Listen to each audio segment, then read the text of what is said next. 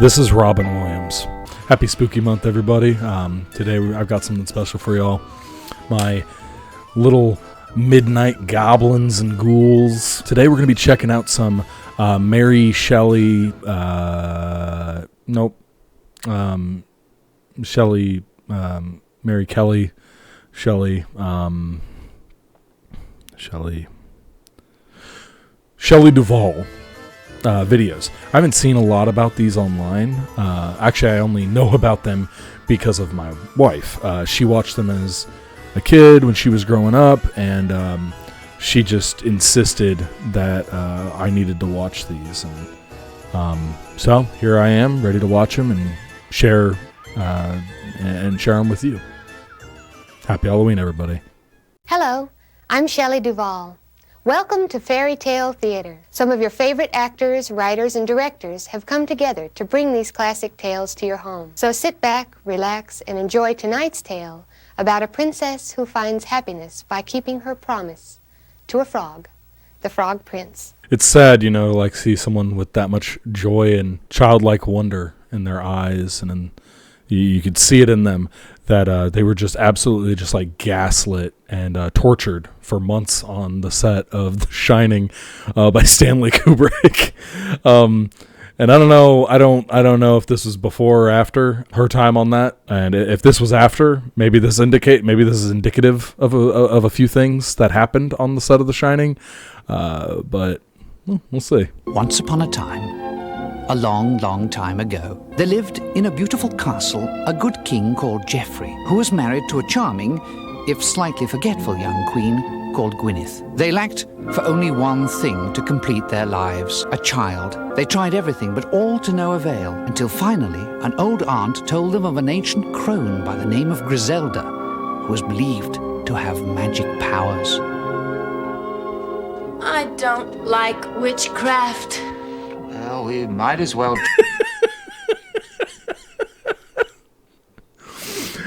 Come on with that. Okay. All right. And so it begins. So I guess I forgot to mention that I made a very loose rule that anytime something took me off guard, that I was going to take a drink. Try it. I mean, what have we got to lose? Makes a good point. So the next day, they visited the old crone, who threw a number of foul-smelling things into an old cauldron and stirred them and spat on them and muttered and chanted and eventually made the good queen drink a little of it. What was that? What was that? She...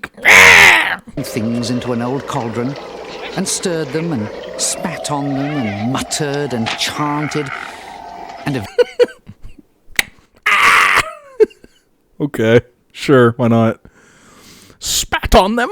And eventually made the good queen drink a little of it. So the witch makes the queen a potion to drink, and all she wants in return is to be the child's godmother. I want no money. I am the child's godmother. You must invite me to the christening. You can't tell me that doesn't look like it looks like the dad from Step Brothers. So fast forward a few months and the queen gives birth. No, you didn't hear me wrong. A few months. The queen's out here speed running pregnancy. What is that guy doing? Why is he looking at the camera like that? They're about to host a big party for the kid when the king and queen start to banter about the upcoming event. Not yet! Don't panic, Geoffrey. What on earth time is it? The time is 11:30 precisely. At first, I was wondering what's this old man doing in the background. I didn't even know if he was like supposed to be in the scene. If he just wandered, I didn't know if he just like wandered in. Is this man? Is this man a grandfather clock? Is he a grandfather clock? Geoffrey, would you look at this? Why are they dressed up as bees? Then you've got this scene where the king is taking a look over the guest list and realizes that the witch wasn't invited. But you almost missed that point between the overtly sassy tailor and the clock in the background having an existential crisis.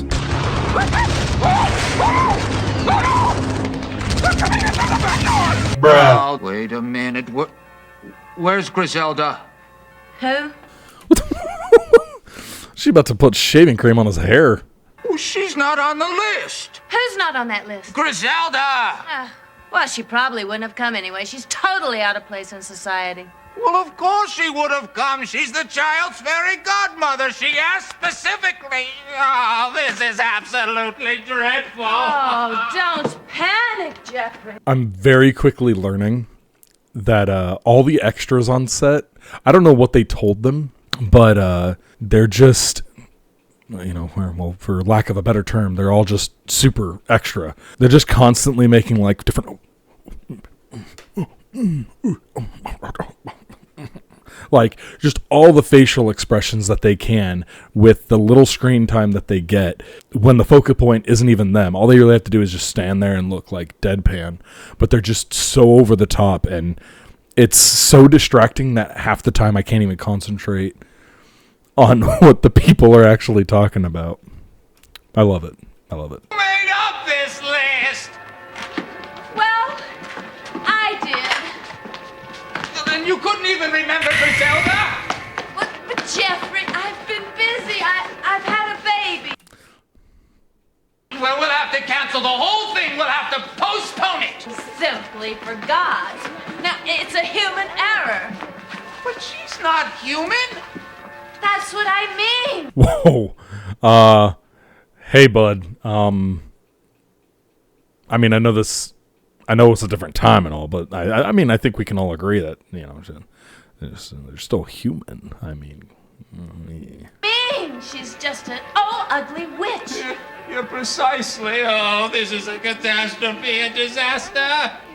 Jeffrey, it's just a simple oversight. All right, lock the gates. What? Hurry, it's our only chance. Lock. what was that reaction? She didn't even have like an accent. That was just so like real. With the realization that it'll be bad for everyone involved if the christening goes as scheduled without the witch being invited, the king tries to lock the gates and postpone the event. But before he can, it is already too late. Also, I ended up taking a couple swigs here. Hurry, lock the gates quickly!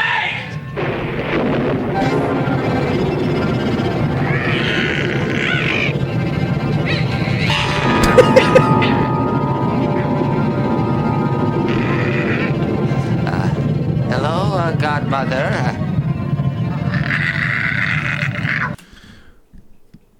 It just hit me. She's even doing like the T-Rex arm thing that he does at the end of Step Brothers, where he's talking about how he used to be when he was a kid, and he used to want to be a T-Rex when he grew up, and he would tuck his arms in, and he would Rah! Bobby, you're 17. It's time to throw childish things aside. And I said, okay, Pop. But he didn't really say that. He said, stop being a fucking dinosaur and get a job. Get the invitation? No. Damn. It's a clerical error. Dude, ladies straight geeking. A promise is a promise. Just fucking Oppenheimered his ass.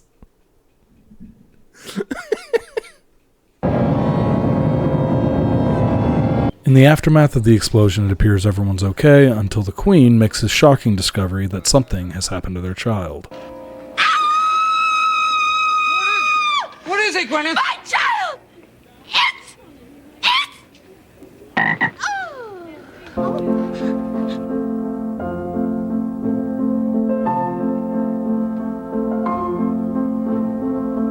Well, this is going to be good.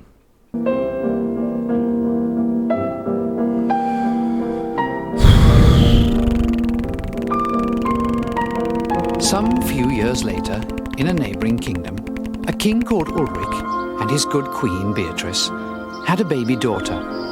The child grew and was given everything her heart desired, so that she became rather a spoilt child. Here we're introduced to the other king and queen's child.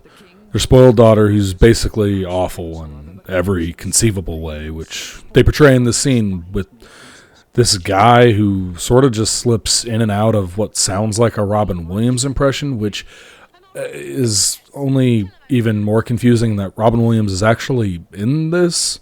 So I don't really know what angle this guy was going for, but here you go. What What is it, you miserable turkey? Oh, excuse me. Excuse me, princess. Oh, excuse me, princess. The Robin Williams imposter then goes on to tell her that her parents and others are waiting on her for a tea party downstairs, where presumably a prince is waiting for her.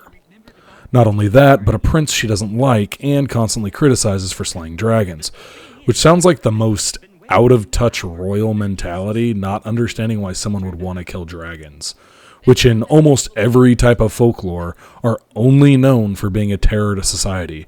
But she talks about him like he's out here trophy hunting like Jimmy Johns. And yes, I meant to say Jimmy Johns. That's the name of his franchise, and that's his name. It's always plural, never singular. Whatever makes you think that I would want to marry a man whose only pleasure is murdering large, scaly, fire-breathing animals, huh? He's quite handsome, my lady. Based. He has the brains of a shrimp. He's got a good body. Based. Will you be quiet? I will not go to tea with the wretched kings and queens from neighboring states. Yes, my lady. Pity. What did you say? How dare you? I shall have you thrown in the stocks for that. Ultimately, she's convinced to go downstairs because they have a gift for her and she's a filthy bureaucrat who will answer for her crimes against the state. Tell them I'll be right down, just as soon as I'm finished looking at myself in the mirror. Yes. Yes, princess! Yes, princess. Close the door, you creep! Yeah. Ah!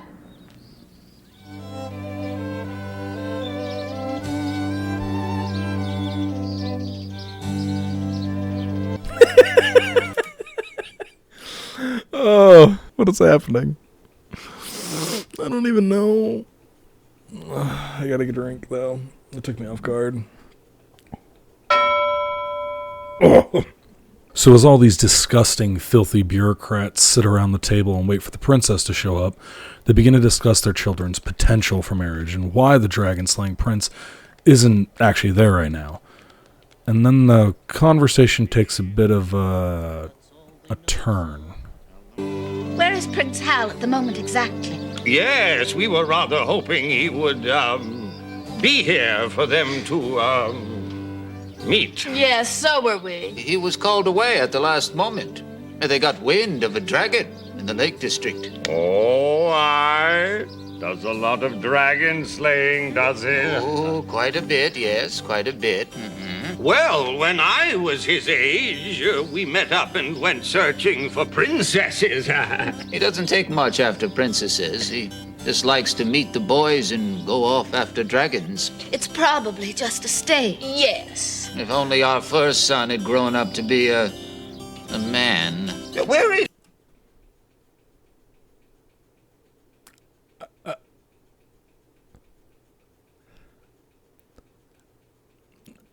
Is that intentional, or is that just me? Oh, damn it, I got a drink again. That took me off guard. That reminds me, we brought a present for you. He is sorry that he couldn't be here, but he sent this instead. A box. Oh, how lovely. Isn't it a beautiful box, Ulrich? Oh, how very thoughtful. Thank you so much. Damn, lady, chill. She's getting way too excited about the box. Not just the box. What? I believe there's something inside it, my dear. Oh, as well. Oh, how nice and useful. Oh, a box. I don't think we can trust the king. I think he's up to some nefarious behavior. I think he gave his wife the old JFK senior treatment, if you know what I'm talking about. And they sent JFK's sister away and gave her a little treatment. And something inside it.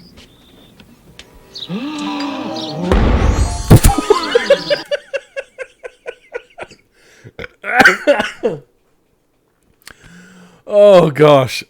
Oh my gosh. Oh, the explosions in this show. Just fucking Bjork stalkers are just a fucking bomb in the mail. So they open up the gift from the prince, and it's this floating golden ball. They spend an uncomfortably long amount of time on these lobotomites just gawking at this golden floating ball, which just looks like a balloon. Thank you. Thank you very much. Some cake? So let's skip forward a bit because there's a lot of boring dialogue between the king and the queen, and some even more sassy exposition between the princess and the musician, which leads to one of my favorite quotes in the entire show that has aged like a fine wine. Princess, may I go to town? Not. I don't know why that got me. I just like, princess, may I go to town? Just fucking,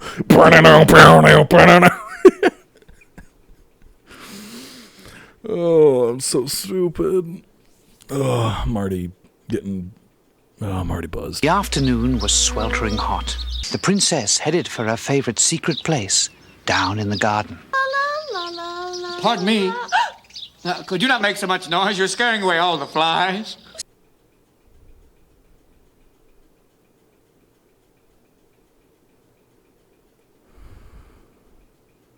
That's Robin Williams. That's Robin Williams in a frog suit. That's Robin Williams in a skin-tight frog suit. There you go. So the princess and the frog start to talk, and it doesn't take long at all before the banter begins, and they're at each other's throats. Air or water. Whereas you are merely mono-elemental and a noisy one at that. How dare you talk to me that way? And as you'd expect, you get your classic Robin Williams humor and delivery. Don't you know that I'm a princess? I can tell. Really, how? You're very rude. Eventually, all their arguing hits a boiling point. Frogs should not mix with royal princesses, that's why. Well, really? You see, there I beg to take issue with you, because there have been many, many famous frogs in history. Oh, really? Name 12. I'll give you thousands. Where did that number come from? 12? Like, you were confident that he could name one? Like, you had to name 12? Just in case the guy had his top 10 ready to go. All right, sure, why not? The frogs of Egypt. They were a plague. Oh, no. That depends on whose side you were on. To the Egyptians, they were a plague, but to Moses, they were a wonder. And the princess drops her ball in the well and blames it on the frog. Look, you don't go away and leave me alone right now. I'm going to have you thrown into... Oh, no. Look what you've made me do. It's all your fault, you horrid, beastly, filthy little frog. Which in response, the frog roasts her to an uncomfortable level until he feels bad about it and tells her he can get her ball, but only for a price. Threatened to throw me into something or other, and now you say that I knocked your ball into the well. Well, long time since we'll talk, sister. Hell, serves you right. Nee.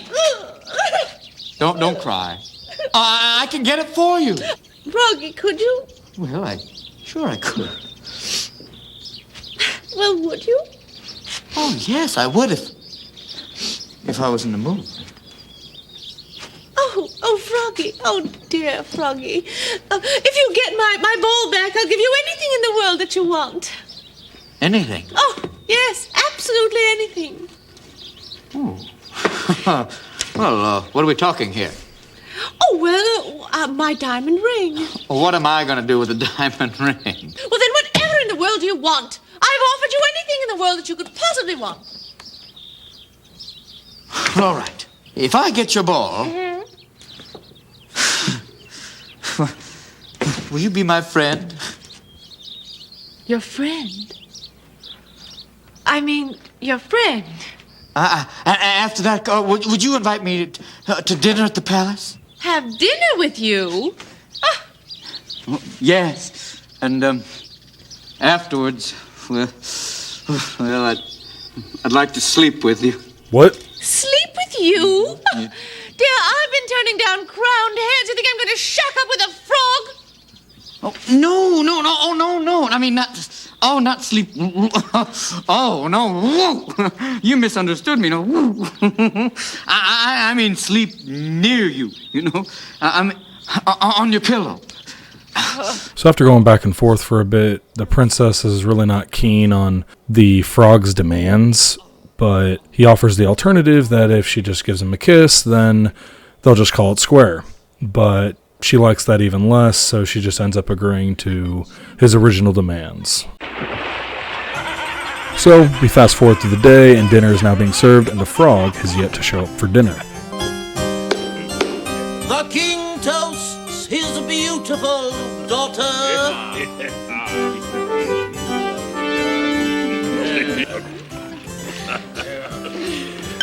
not too much, Ulrich. Fuck off. Let him party.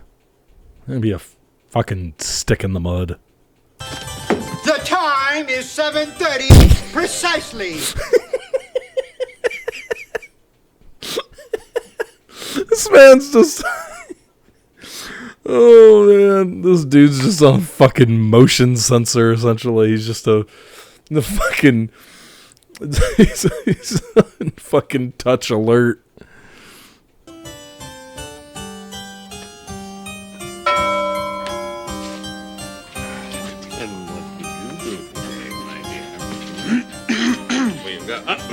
What is it, Hendricks? There's a frog outside, sir. After the frog shows up, he gets whisked away by a French chef who wants to serve him for dinner, Little Mermaid style. Oh! What? How parfait la cuisse de grenouille. Frog's legs. Overall, this whole bit is pretty boring, outside of a weird joke made in regards to Italians. Rub this on you, froggy. What's this? Scallic. Well, are there Italians nearby?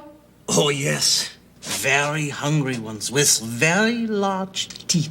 Ooh. Well, I guess they'll know I'm coming then. Allende che faccia, malinde drive, malonda via. While this is happening, the princess tries to explain how she does not wish to keep her word to the frog, but the king intervenes and lays down some actual real-world life lessons. And then he started making all of these weird demands.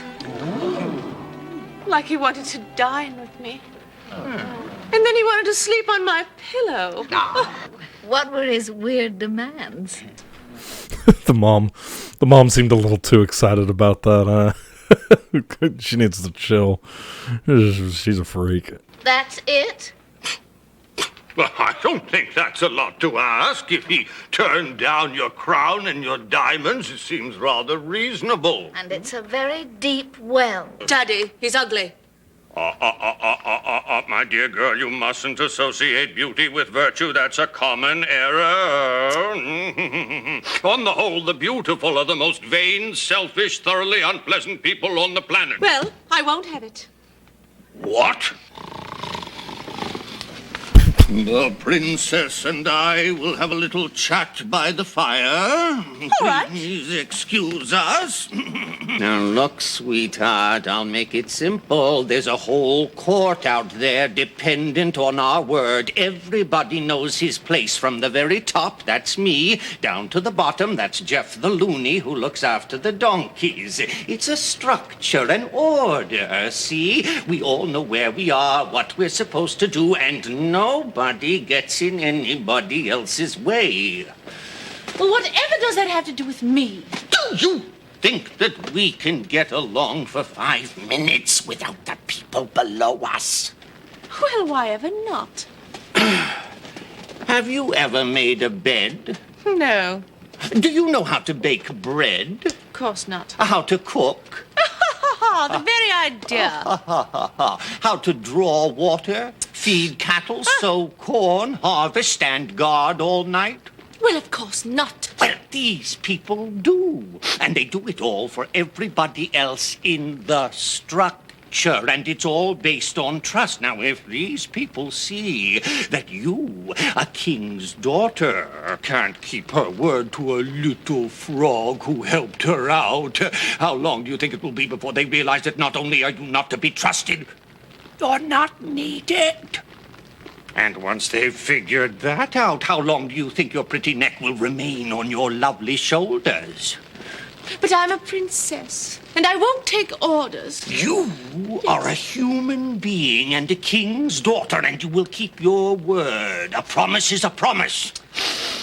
The princess will see the frog. That wasn't very, unexpected, and very real, little, sense of moral. And what the fuck just happened?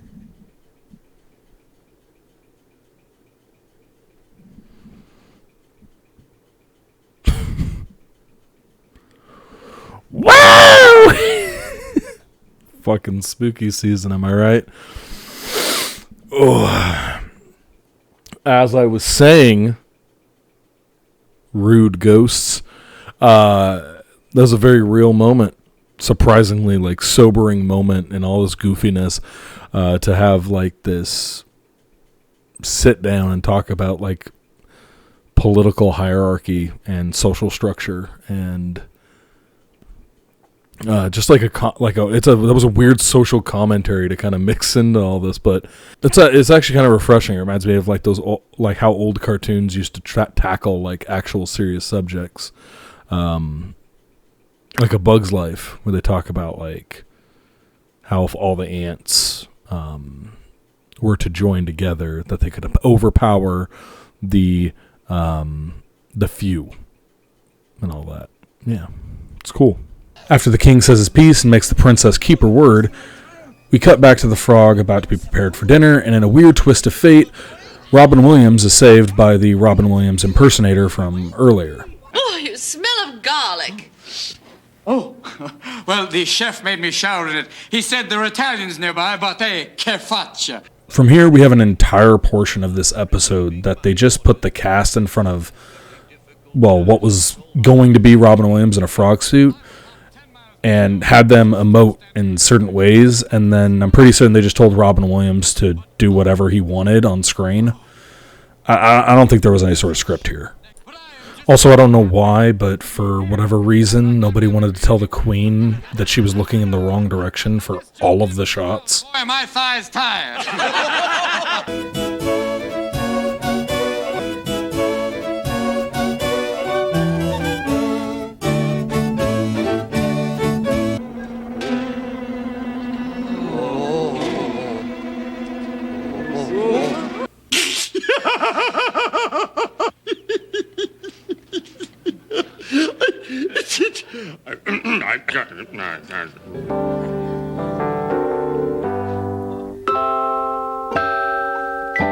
Winter of our frog contempt, made spawning summer by this mere tad of a pole. But yet, I will not croak. Well, I think I'll go to bed now. Oh. So the princess then brings up Robin Williams to her room, and this is where things start to take a turn into an even weirder direction. Listen, sweetheart, I got your ball for you. But tell you what, you just give me the kiss, and I'll go. Huh? I mean, a frog's word is to be trusted. You know that, don't you? Come on. Just kiss me, and I will go. I mean, what's one little kiss? It's history. Come on. I'll let you sleep on the pillow, but that's all. Oh yeah! Huzzah! So Robin Williams then hops into bed, and we get this brilliant line. Oh, yeah! Oh, it's as smooth as a little froggy's tush. Oh, frog skin's all slimy. You're very prejudiced, you know that, don't you? Oh, just go to sleep. Oh, but still, you're very beautiful in your own bitchy way. Oh, damn. The time is 2 a.m. in the morning, precisely. Princess then wakes up to this fever dream scenario. Move.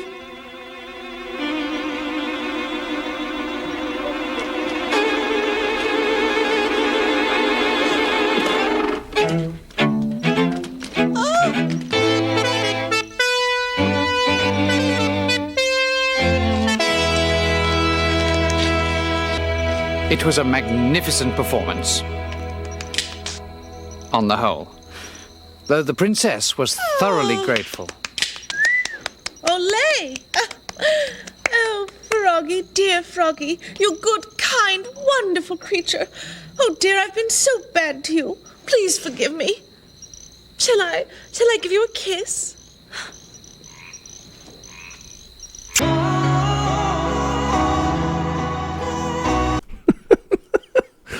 Making that man feel nothing.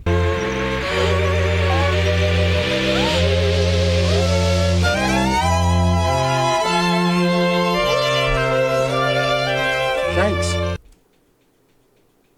Oh, I don't like that at all. I needed that. Oh, my God, you're a man. Well, actually, I'm more than a man. I'm a prince. I'm Hal's elder brother. Good grief. Well, thanks a lot. Ta, I better be going now. Don't move. Why? Well, you're naked. So I am. Sorry about that. Oh, it's all right. Well, I guess I didn't think of that. So if you didn't put it together at this point, the frog, played by Robin Williams, is the baby prince at the beginning of the episode that was cursed by the witch because they didn't invite her to the christening.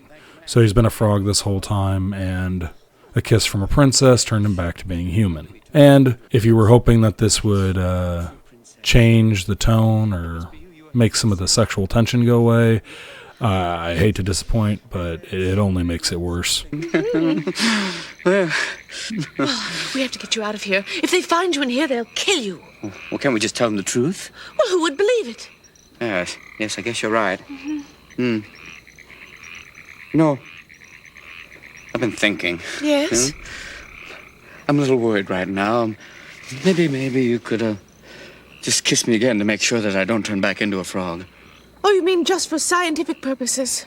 Yes. I mean, just to make sure that the spell is broken. Oh, absolutely. Because, you see, I am a true princess and I can turn you back. I know that, but... And if you don't turn back, then we'll know that you're all right. Oh, yes. Well, all right. All right. Any change? Not yet.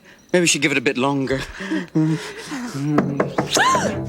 is that? Who is it? It's your father. Open up.